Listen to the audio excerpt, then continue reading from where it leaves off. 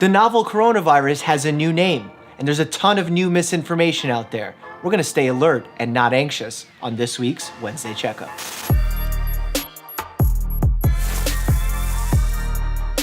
The date today is February 18th, 2020. I need you to know that because all the information I'm about to give you is relevant up until this date. Things change really quickly, especially when it comes to new viruses like this. Let's kick it off by talking about the new name of the novel coronavirus, COVID-19. CO from corona, VI from virus, D for disease, 19, because it actually started in December 2019. Actually, it was a World Health Organization that decided to give the novel coronavirus the COVID-19 title, and they worked really hard on this because they wanted to avoid a few really important setbacks. Number one, they didn't want to include the location because it comes with a lot of stereotyping. People were calling this the Chinese coronavirus, the Wuhan coronavirus.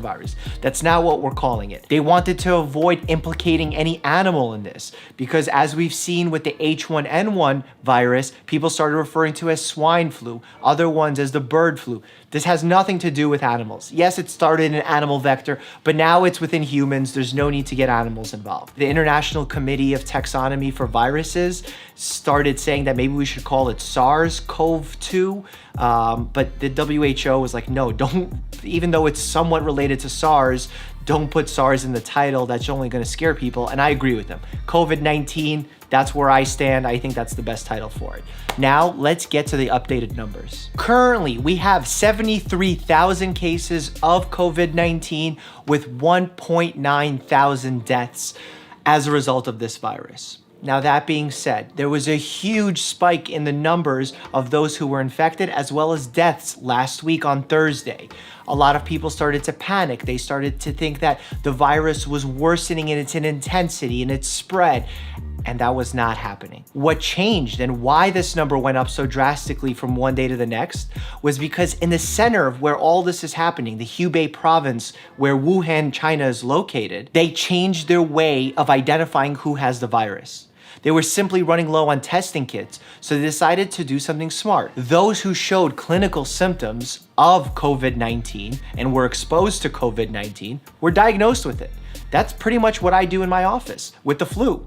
That's called a clinical diagnosis. If you see someone with a cough, shortness of breath, fever, and exposure to the COVID-19 virus, they have it. You don't need to do a kit in that area. This doesn't apply to the rest of the world, but in Hubei province, it makes a lot of sense. So yes, we saw the number drastically go up, but there was no need to panic because we had an explanation why. In fact, the New York Times just put out a great article explaining of why we're looking at these numbers all wrong. We should not be looking at these numbers hour by hour, day by day.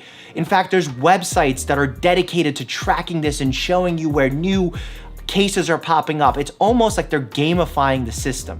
We don't need to do that. There's gonna be spikes in how we count. There's gonna be mistakes in how we count. There's a reason why I'm giving these updated numbers about every week or two, because otherwise it gets too confusing to track. If the WHO or CDC needs us to be alerted of something, they'll let us know.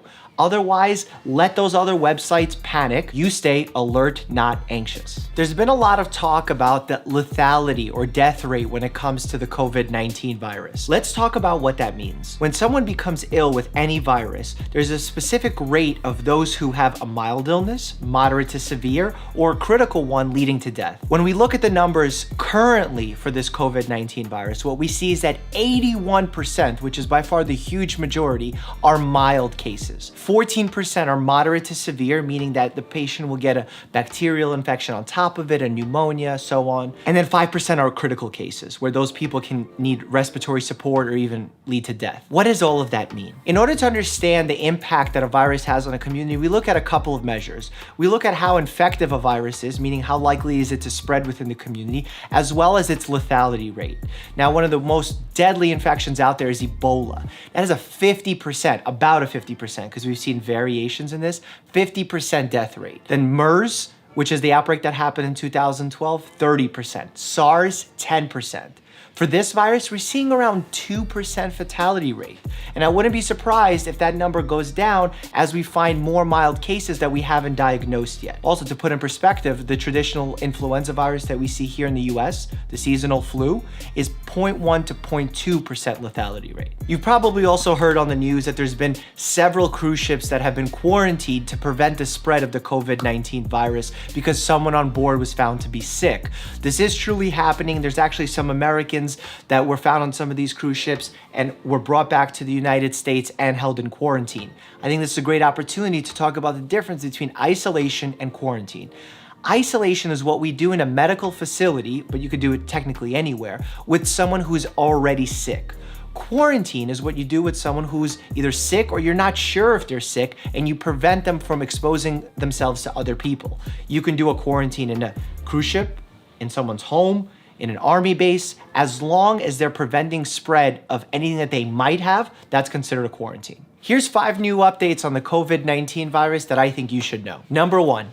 Packages. There's many people that have a fear, and rightfully so, of opening packages that have come from China and the worry that they may be infected with the COVID-19 virus. In looking at the testimony from experts from the NIH, CDC, WHO, it looks like our suspicion at the moment is that the virus only survives on surfaces for a few hours, much like the SARS and MERS viruses did as well. They are close cousins of COVID-19. That being said, if you're handling any packages from China, you should be washing your hands right afterwards just to be safe. The CDC did go on record and state that the primary spread of the COVID-19 virus is not through surface contamination, it's through respiratory droplets, so they seem to agree with the experts as well. That's good to know. 2.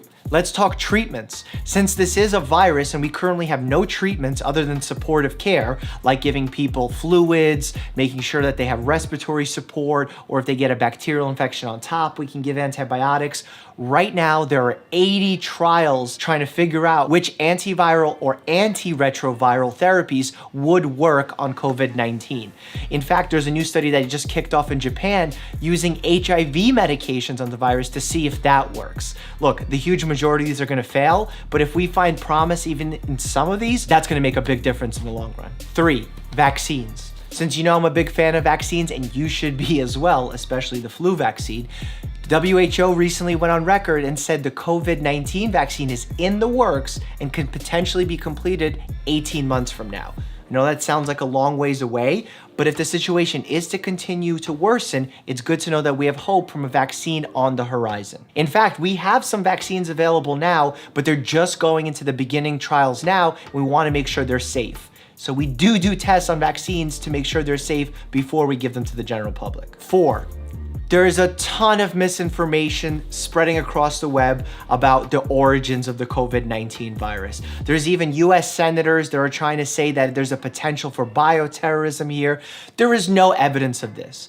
And all that is doing is creating more panic and fear-mongering. We should only take evidence that we have now and use that to guide our further research. Do not put wild, unsubstantiated conspiracy theories out there, because it just confuses us and really gives more ammunition to trolls on social media to create grabbing headlines and visuals to really misguide the general public. The current prevailing theory is still the one from my first video, that this virus began in animals and jumped to a human source.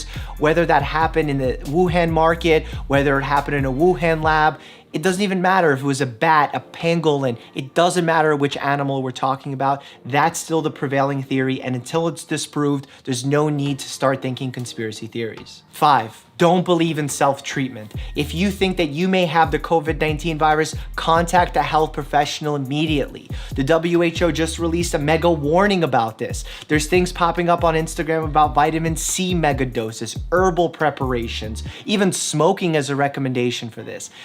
There is no proof that any of this works, and in fact, it can put your life further in danger. Please contact a health professional if you think you may have been exposed to this and are experiencing symptoms. And also, I want to note that there's becoming a shortage of masks, both regular surgical masks and specialized N95 masks, because it seems like everyone is ordering them. Leave the equipment to professionals, people who truly need it. In fact, there's been 1,700 medical workers who've been infected by the COVID-19 virus. They're already facing significant risk. Do not make the problem worse by having them treat patients without proper protection. Don't buy masks for yourself if you don't need them. And the CDC has been firm on this. Most people, ones that are healthy and not sick, do not need a mask at this time. We're gonna keep the hashtag alert, not anxious going for this video. And if you wanna know the truth about allergies and food sensitivity tests, because that involves your immune system as well, click here for that video. I sat down with a world-renowned allergist and did an interview.